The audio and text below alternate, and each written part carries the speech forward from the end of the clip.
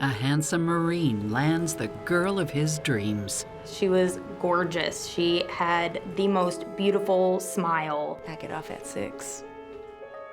He's muscular, he's built up, he's cute. But when this couple sets their sights on each other, things get explosive. What do you have to say for yourself, huh? Let go of me. Just sick. It's the only word to describe it. I was shocked, floored. And so I'm just like, I can't believe you'd have that out with little kids. And this marriage goes down in flames. Oh my God. Is what I thought is unspeakable. And I was like, please tell me you're joking. Love may be blind and marriage bliss, but divorce is murder.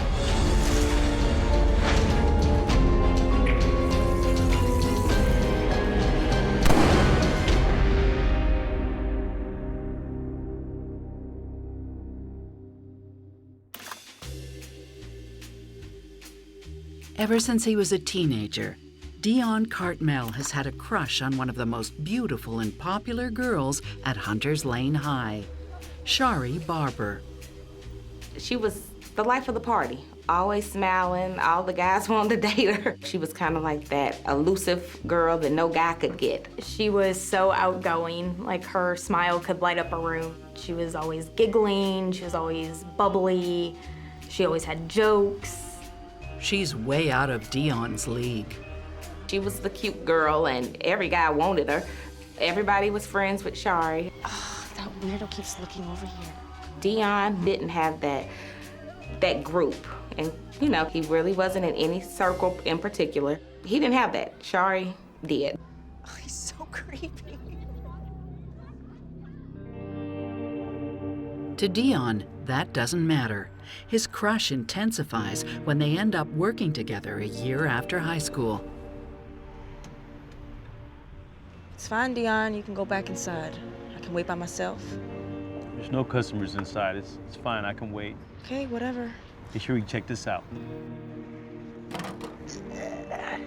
Still, Shari barely pays attention to him. Well, one afternoon, I went to pick her up. He came outside. At that time, he was kind of skinny. And I said, Shari, he's cute. Who is that? She said, who, Freckleface? He's no one, Mom. He's getting on my nerves. Let's just go. You could tell he had a crush on her, and she wasn't interested because she had a boyfriend at the time, the same boyfriend from high school. You know how you get a boy that just follows you around? It's like, oh my God, leave me alone. It was that type of relationship. At the end of the summer, they go their separate ways. Shari to college and Deon to the Marine Corps.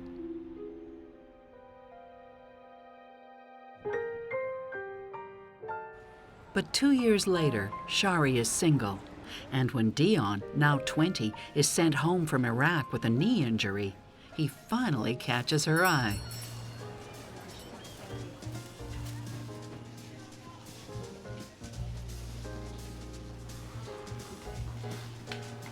Deon?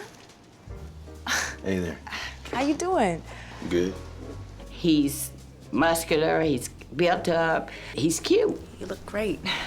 Thank you. So do you, but you always did. Oh. He became more confident.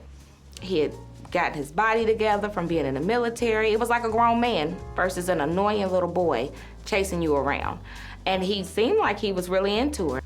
He was a very, very nice looking guy, and I could see why women were attracted to that, you know, charismatic type, especially in uniform, you know. I know you were totally in love with me in high school. Oh, please. Why don't I do you a favor and take you out to dinner? Well, I'm over you now, so I don't know. Oh, you gonna play hard to get, huh? I get off at 6. Good. See you then.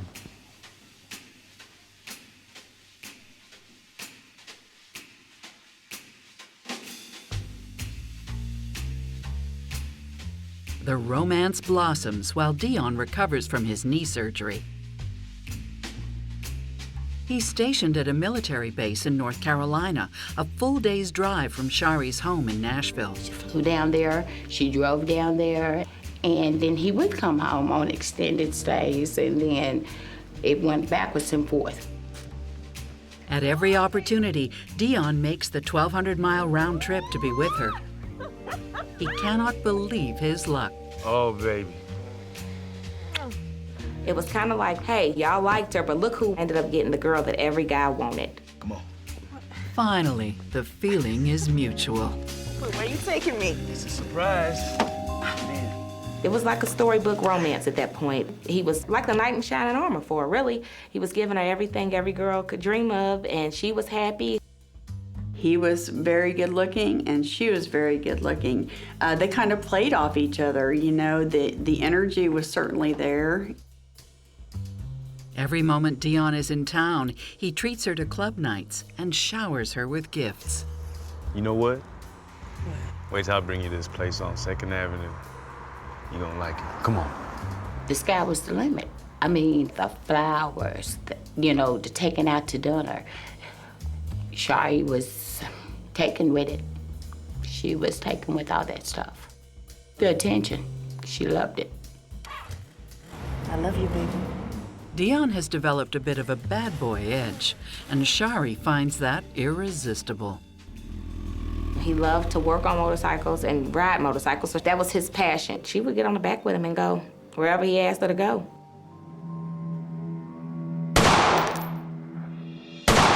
His time in the military has also given him a passion for guns.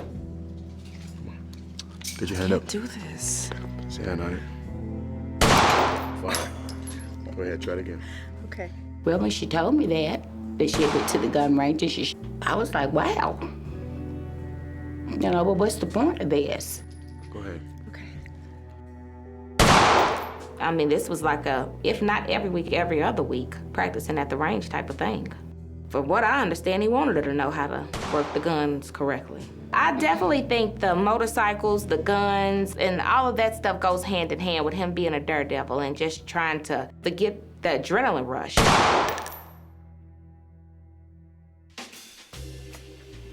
Deon has a softer side too, which he shows off on their first Valentine's together. He actually had someone deliver a Jack Russell Terrier to Shari.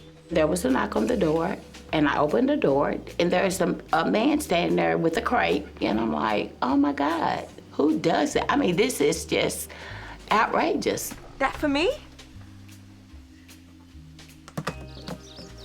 Oh my goodness. It's a puppy? What in the world? It's from Deon. Well, I hope you're ready to take care of a dog. Deon makes a very good impression on Shari's family, especially when he shows up in full military garb at her sister Antoya's wedding. He was dressed in his full uniform with all of his badges of honor and everything on it. He was really the perfect gentleman at my wedding, and he made it look really put together. And just 7 months after they start dating, he pops the question. He gave her this huge diamond ring. Oh, she was ecstatic. He gave her everything she loved in one big swoop. He gave her a diamond ring, which she loved jewelry, and he gave her a puppy. And he could have bought a Trump Towers and it wouldn't have equated to the puppy and the diamond ring. But not everyone is pleased when just a few months later, the couple marries in secret.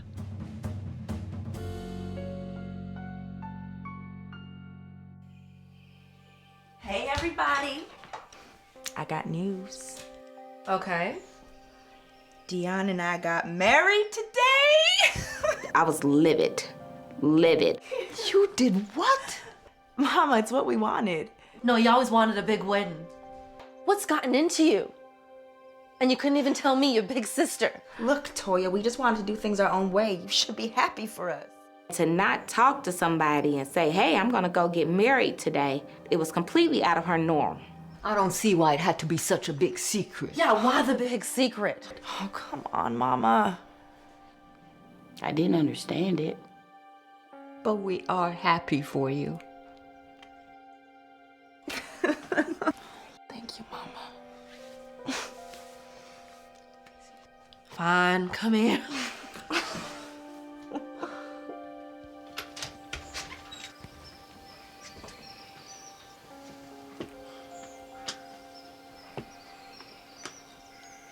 Come here, son. Despite some hurt feelings, the family welcomes Deon with open arms. I'm so happy. Psychotherapist Stacy Kaiser and forensic psychologist Brian Russell share concerns about this couple rushing to the altar in secret. Deon is flying high. His self-esteem is up, his confidence is boosted. He finally got that elusive girl that he had been chasing forever. And it's almost like he has to grab her really quickly, marry her really fast, just to make sure he's got her. It's not surprising to me that Shari wants to get married fairly quickly after her sister. I think that that's fairly common. The one sister sees the other sister have the big party and everybody come out and everything to be involved in it, and it's an exciting time, and so it's understandable that Shari would want to have that too. But then Shari didn't do all that. She didn't have the family involved, particularly for a woman like Shari, for whom having the family involved seemed to be a very important part of her life in other ways. You have to wonder why not. Though Deon is still stationed in North Carolina, the newlyweds start to build a home together in Nashville. They get a place just around the corner from both Shari's mother and sister. Hey, babe. Yep. What do you think of this over here, like this? That looks good. How about we put it right about... Yeah. Oh. Oh, that's just perfect. Our first home. She'd never been out on her own, so it was like, hey, I get to actually pick out a couch. I get to pick out my linens. Shari lives there full-time, while Deon shuttles back and forth. Shari isn't the type to sit at home and pine for her husband when he's away. This club is popping. To a girls' night out. Woo! Hey, waitress, our next round of drinks are on those guys over there. Oh, girls, we're in. Go. When Deon wasn't there, she was still Shari, the life of the party. We would all still go out because Nashville has a huge party scene. So we would be on 2nd Avenue and just going from club to club, Saturday nights and Friday night and Thursday nights as well. Hey, babe. Hold on, I can't hear you. I've been trying to call you all night. What are you saying? Don't be playing me, girl. It was more, I'm gonna do what I wanna do, and he can like it or not. And while distance can make the heart grow fonder, it can also make the eye go wander. It could be 12 o'clock at night. He would just start calling her phone, and he would call and call, it just over and over again. I was like, oh my gosh, well, you know, what are you doing playing with the gun in the bed?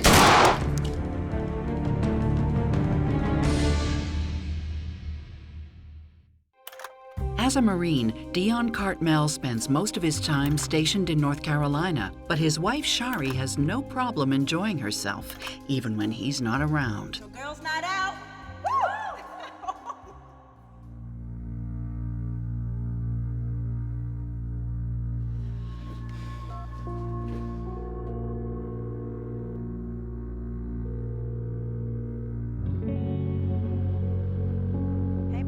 Look, don't hey baby me. I've been calling you all night. It could be 12 o'clock at night. He would just start calling her phone, and he would call and call, it just over and over again. He was always jealous of her, but because she was so pretty, everybody turned heads to look at her. So it wasn't a big surprise that he'd be jealous of her. I would be too, she was gorgeous. Do you even miss me? Huh? We're having a girls' night out, Deon. Why are you so angry? You seem to be doing just fine without me. You know that's not true. He felt like she was trying to pick up other men at these clubs, and so that was the beginning of it. You're just gone all the time. What am I supposed to do, just stay home and wait? You know I miss you. Don't be playing me, girl. Forget this.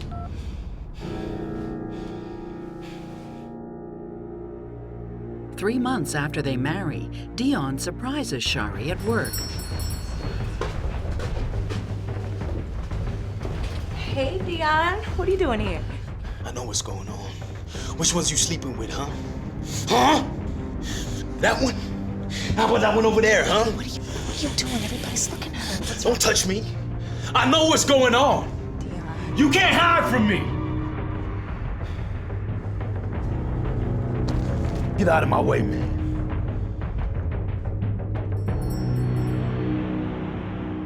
She was horribly embarrassed because she came home and said, he's crazy. Why would he do that?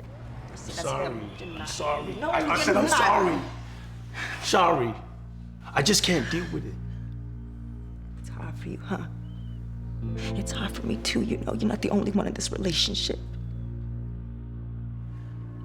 You know what? I'm not going anywhere. I'm gonna stay. I'm gonna stay here with you. Not. Shari, please. Please, Shari. Please. Promise. Yes. He was like, I'm gonna retire. I'm gonna be out of the military soon. He's willing to give her the world. 8 months after getting married, Deon is honorably discharged on disability from the Marines, and finally the couple can live together full-time in Nashville. It was gonna give Shari this perfect marriage that she envisioned.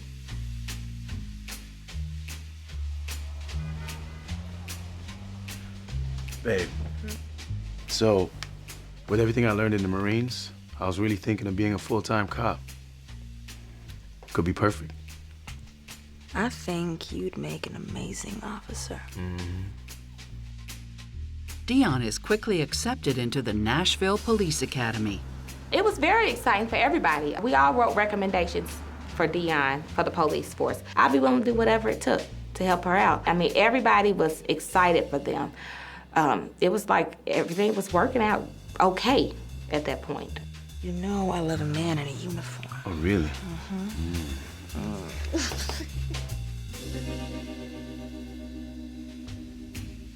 Things get even better when Shari leaves her job at the jewelry store and starts temping at a local hospital.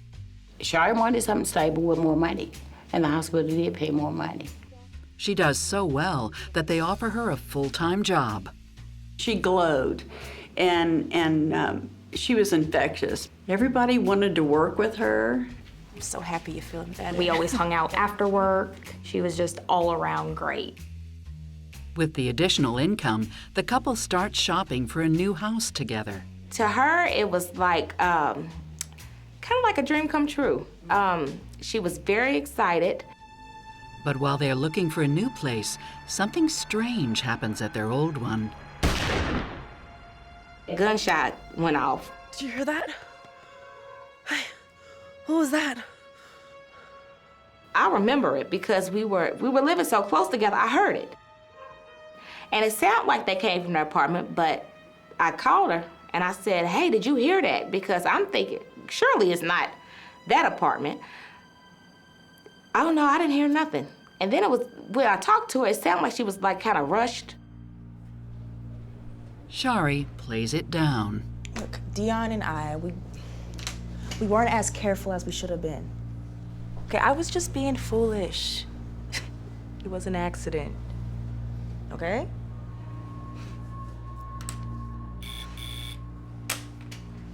What I had overheard her say was that she was playing with the gun and it went off. Hey, babe. Wow. Look what I learned to do at the range. Looking good. Check this out. Like an action star. Stop. You ruined my fork. Damn. Oh, it went right through the wall. I was like, oh my gosh, well, you know, what are you doing playing with the gun in the bed, you know? Oh, we went through the other apartment. The gunshot puts a hole in their wall and in their plans to buy a new house. The damage in the apartment, I think, was the big issue at the time because they were trying to buy this house. And all that extra money was going to fix this property that had been destroyed. It's highly unusual for a gun to discharge accidentally, particularly in someone's house, particularly in the house of someone who knows a lot about guns like Deon does. So anytime somebody says the words to me, the gun went off, I immediately have skepticism about that because they don't just go off. The trigger's gotta be pulled in almost 100% of cases. That is indicative to me of an unsafe situation that should never have existed, no matter who discharged the weapon, what the circumstances were. I'm also worried because Shari is not trained when it comes to weapons. And here they are lying around. They pick them up for practice in their home. And what could she possibly do, either on purpose or by accident? 9 months go by. The couple stands united and proud when Deon graduates from the police academy and joins the force. Everybody was excited for them. We all celebrated. I mean, it was a really good day for them. She was very supportive of his career and excited for him.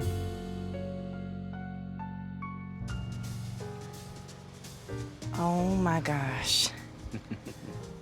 It's perfect. Your castle awaits. Go get it. I'm gonna get you. Shari and Deon have saved enough to pay for damage to the apartment and make a down payment on a 3-bedroom house. I saw what appeared to be a newly married couple that was excited about getting their first home. That looks amazing, baby.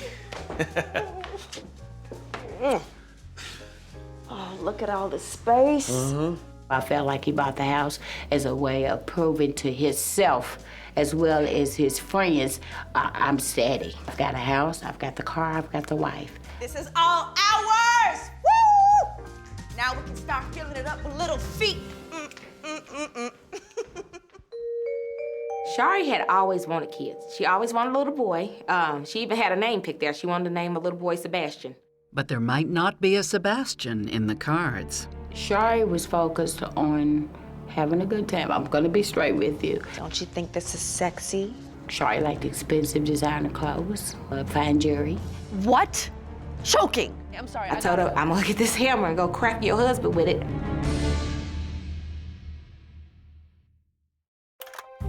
Deon and Shari Cartmell are thrilled with the purchase of their new home in Nashville, but they may not be ready for the financial strain.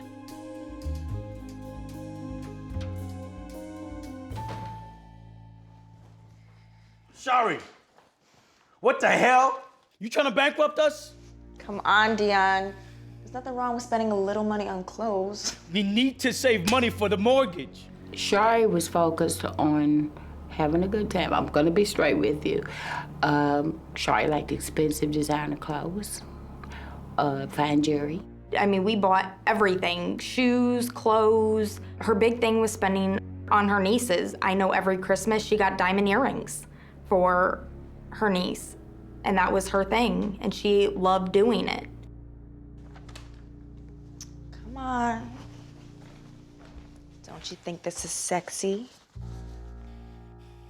You gotta think about your spending, girl. Whatever. Are you listening?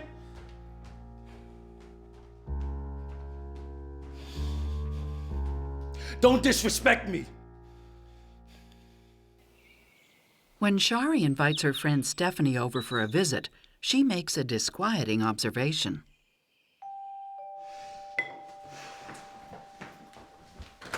Hey, Stephanie, come on in. Brought you a little something for the house. Oh, that's great.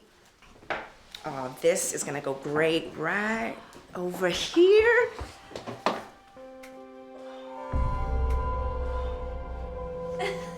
Ready to see the rest of the house?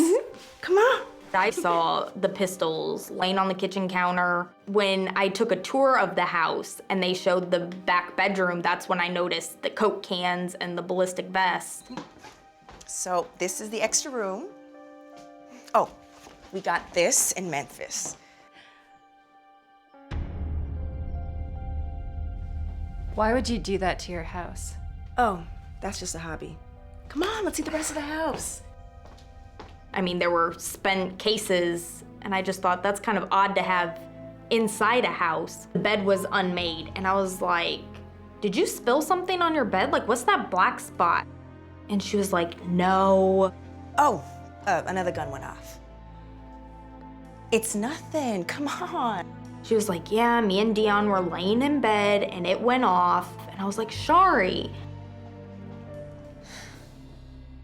The house isn't exactly kid-friendly, but Shari's family wants to see the couple swap the gun range for a crib and mobile.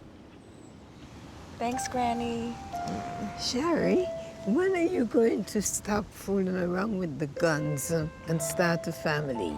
She said, Granny, it's not going to start. I'm not gonna have kids with Deon. It's just not gonna happen. I could see it in her face, but she was trying to hold face, to look straight face, but she was looking straight ahead, not at me. And I know she told her mom and Toya, you know, she'd never have kids with him. What Shari doesn't say is that their problems have spread from inside the home to outside the marriage. He would flirt all the time. He had a reputation for flirting with women. He would even meet on traffic stops. He was going into restaurants and meeting with women. He was very flirtatious with women. I think she was angry about it, but I don't think she let anybody know that she was upset about it. As Deon spends more nights working late, Shari grows more and more suspicious. At this point in the relationship, I think Shari must feel very confused because she has always felt like she was the apple of Deon's eye, going all the way back to the very earliest time when she became aware of him. So this is a pretty profound change in his behavior and his commitment to her, his commitment to the marriage. When you've been on a pedestal for your entire relationship, like Shari has been with Deon, and suddenly you feel like his attention is somewhere else, you're off the pedestal, it's confusing. It can also be frustrating, making her sort of walk around and think, how dare he do this, and what's happened between us? I think that at this point, Shari is probably feeling tremendous anxiety about what is going to be the future of her marriage, what is going to be her future. Is Deon gonna stay? Is he gonna leave? Is one of these other women gonna lure him away? Nobody knows whether Shari confronts Deon about his behavior.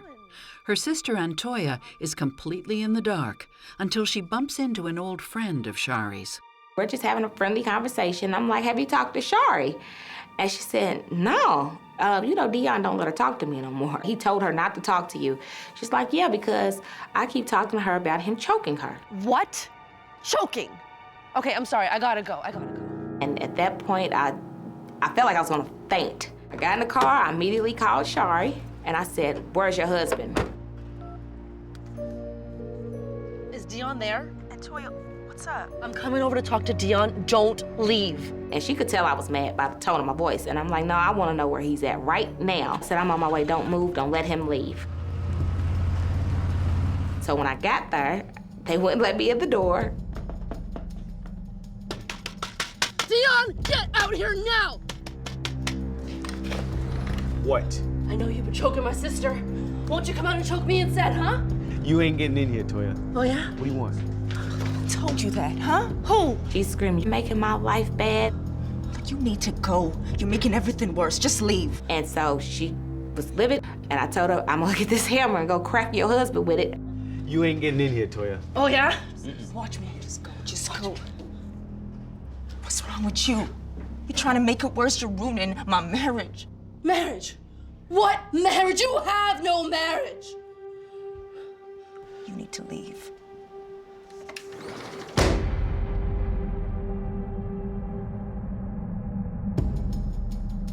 After that, Shari refuses to tell her family anything about her relationship with Deon. Her colleagues are a bit harder to fool. Get out of here. Get! Deon? What do you have to say for yourself, huh? What? Huh? What are you talking about? What the hell do you think you're doing? I mean, he came through the doors furious, and we were both behind the registrar desk. I mean, you could see the rage in his eyes. It was horrible. Shari has spent money earmarked for their mortgage payment on a gift.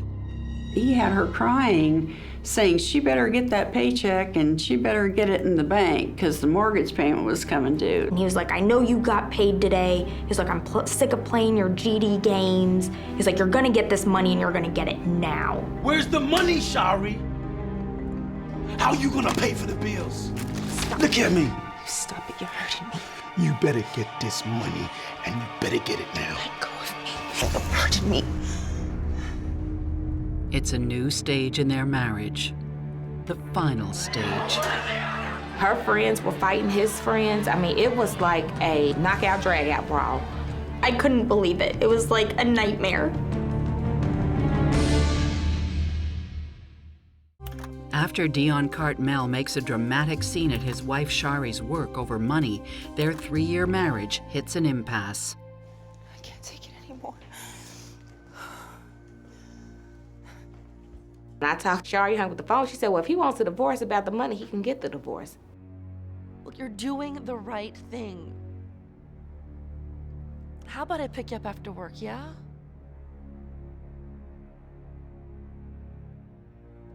I'd been calling Shari, but she didn't answer the phone. I called and called and called, and I'm sitting there, and I just had this uneasy feeling. That uneasy feeling is justified when at 4:46 p.m. there's a 911 call from the Cartmell residence. Metro Nashville Police Department. I'm off-duty officer Deon Cartmell. Please come quick. My wife just accidentally shot herself. This is Broadview Security. We're reporting a medical alarm at a residence.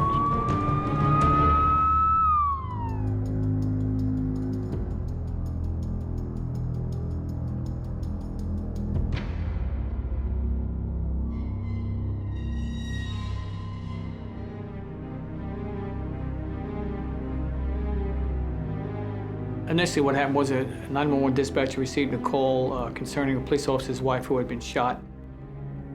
There was a large amount of blood on the couch and on the floor. There was blood spatter on the walls. There was blood on some doorknobs. Shari Cartmell is dead. She is only 24 years old. You don't know whether the victim shot herself in this case accidentally. You don't know if it was a suicide. You don't know if it's a homicide. So it's always best to approach these types of cases like a homicide. The phone rung, and it was a number I didn't know, so I answered it. I remember clear as day, I grabbed my stomach, and I said, oh my God, she can't be gone.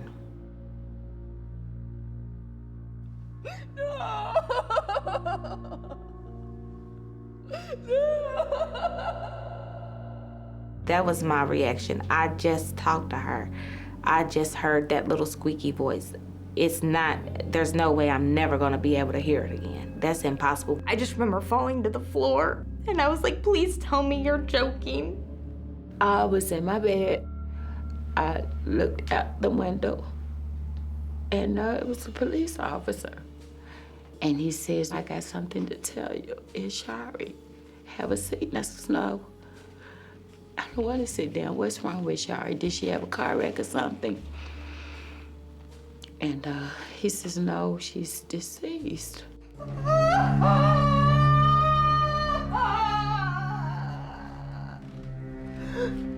Where's Deon? Deon, who made the 911 call, is inconsolable. My wife just shot herself, please. I'm an off-duty police officer. Please, come quick.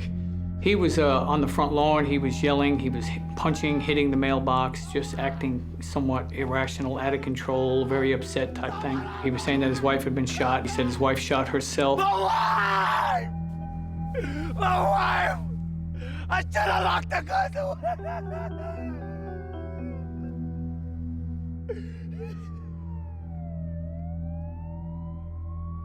Deon explains what happened when Shari got home from work. I rushed downstairs. The first thing I did was call you. The first thing I did was call you. I had no idea what was going on. He said they were preparing dinner. She was preparing dinner. Hey, honey. I got some chicken for us tonight. Looks great. Sure it's gonna be delicious.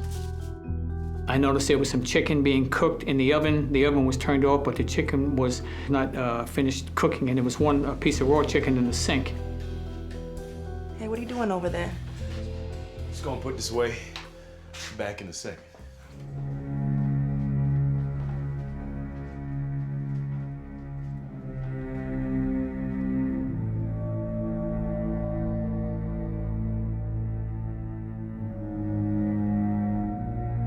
He was saying that he had gotten up to put a rifle away in the gun safe, and while he was in the gun safe, he heard a gunshot.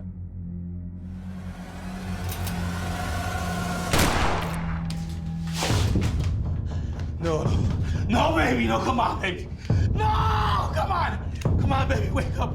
Come on, stay awake, baby. Stay with me, come on. When he came out, Shari was on the floor, and he picked her up and he put her on the couch, where she ultimately was found by the medical people. It was real unclear as to how it occurred. I'm an off-duty police officer. Please come quick.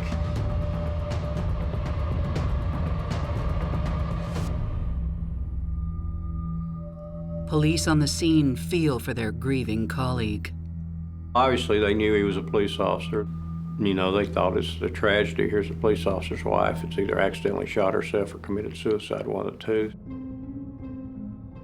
It really sounds like Deon is in such a heightened state of emotion that he's almost disassociated. Deon's behavior when law enforcement arrives seems distraught, berserk even. The interesting thing about it to me is it seems like it is self-focused, distraught behavior.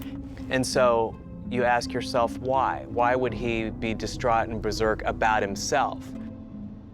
As police launch their investigation, Shari's family is faced with the daunting task of organizing a funeral with the man they thought had taught her gun safety. What did I tell you about playing with guns with my child? Deon, we just need to know what's going on with the funeral. Just stop meddling. You're making things worse for everyone. She's my sister, and we need to know about arrangements. Why are you sneaking behind our back? He went out of his way to do things behind the scenes to try to basically sabotage her having a good funeral.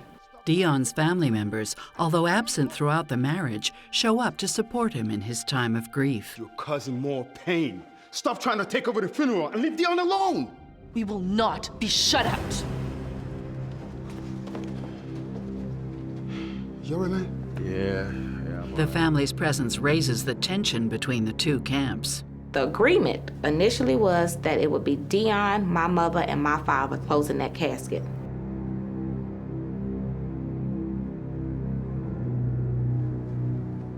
Deon decides that he does not want my parents up there.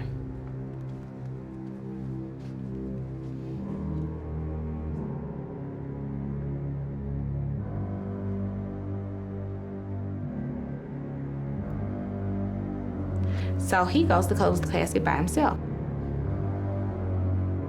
So I got up and I walked over there and stood beside him. What are you doing, Deon? We haven't said our goodbyes. Back off, Antonia. Don't you dare close that casket! Close the casket. Dare you!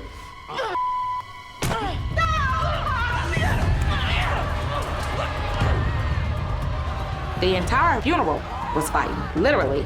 Her friends were fighting his friends. I mean, it was like a knockout, drag-out brawl. Stop, that's nonsense! Stop! Stop, that's nonsense, and sit down! I said, what are you all doing, trying to kill me? I said, please stop. Hanging in the air like a shroud above the brawl, the unspoken question behind the chaos. What really happened the day of Shari's death? Two people know and one of them can't tell us. You're already sad, but you almost feel like you're at war with somebody. A brawl erupts at Shari Cartmell's funeral after she is fatally shot in what appears to be either an accident or suicide. Shari's family blame her husband Deon for introducing her to guns, and Deon's family blame hers for interfering in the funeral. Police are called to break things up. Get me out of here, it's not safe. Deon was covered over like he was Obama, and the police gather around him like the Secret Service and usher him out of the church. As Deon makes his way out, protected by fellow police officers, Shari's mother makes one simple request. Can I please have my daughter's body back? You're never gonna get her body back. She's my wife, and I'm gonna marry her. I asked him to give me Shari's body back. He says, no, you're not getting no body back. I'm gonna bury her. It's never easy to bury a family member. It makes things even worse when there hasn't been closure, when there aren't answers and justice. Just imagine you're at a funeral, you've lost a loved one.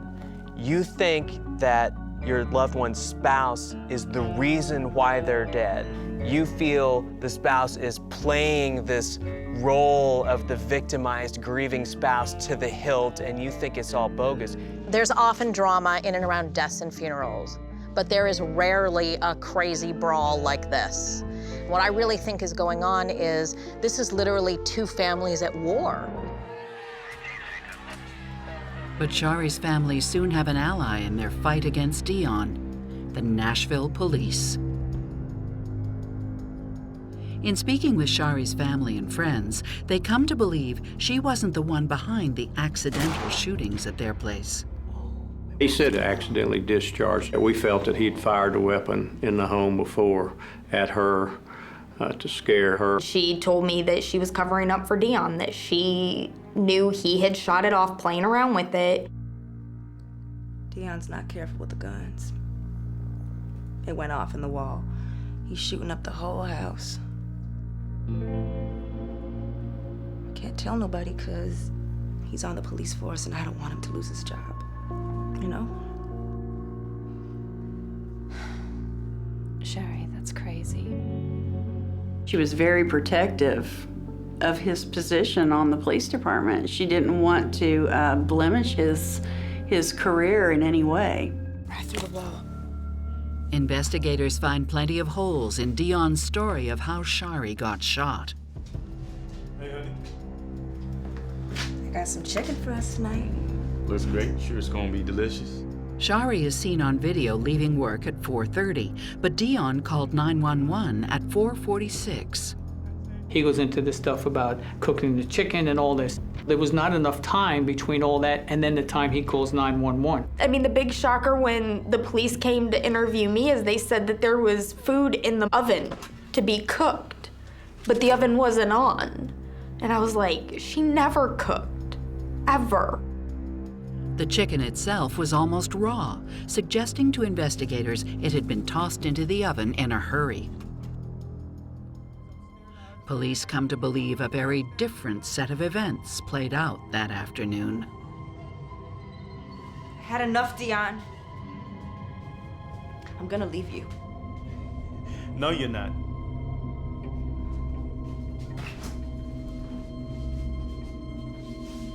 I know about the other girls. You think I'm stupid?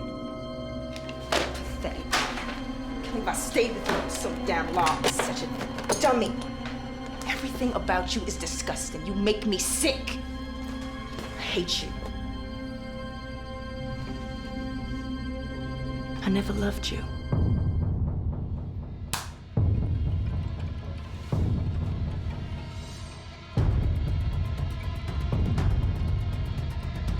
Hey! You're not gonna do it. I'm not gonna do it.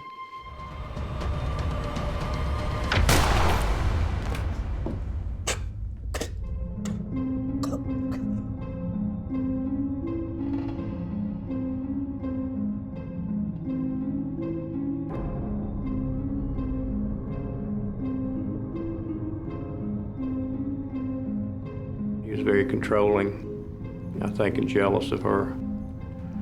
And they had an argument, and I think it escalated. This is Broadview Security. We're reporting a medical alarm at a residence. On May 28, 2010, Deon is charged with second-degree murder. His defense attorney maintains that Deon played no part in the shooting. At trial, however, the forensic evidence contradicts Deon's story of Shari's alleged suicide. He had high velocity or high impact to the right side of his shirt in this area here, which means he's facing the person who was shot. That wouldn't come from carrying her to the couch, but it would come from pulling the trigger himself. You're not gonna do it.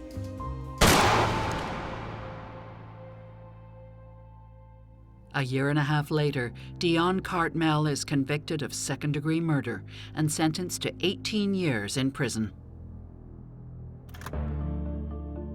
Deon looks to me like he was a very possessive guy of Shari from the very beginning. He started to isolate her from her family. When she finally got around to asserting herself and saying she wasn't going to take it anymore, it's not that surprising to me that he might have launched into a rage of the type that we saw in the jewelry store and other times. This time, it was lethal. I think that it's highly likely that it was the culmination of an escalating series of domestic violence incidents. Deon viewed Shari as more of a possession than a person. And so I think when he thought that he was losing her, even if he was at fault for losing her, that was not something he was willing to tolerate, and he wanted to make sure that she was good and dead instead.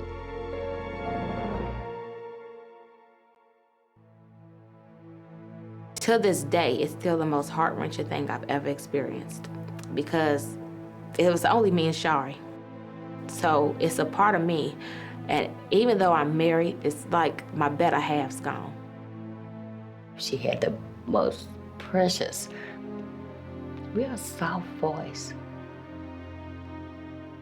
You want to be remembered by her smile. It was infectious. I mean, if you was to see Shari smile, you would say, wow, what kind of happiness. She's happy. She was so loving. She'd do anything for anybody. I mean, I still want to pick up the phone and call her. And when something exciting happens, she's the first one that I think of that I want to tell, and I can't.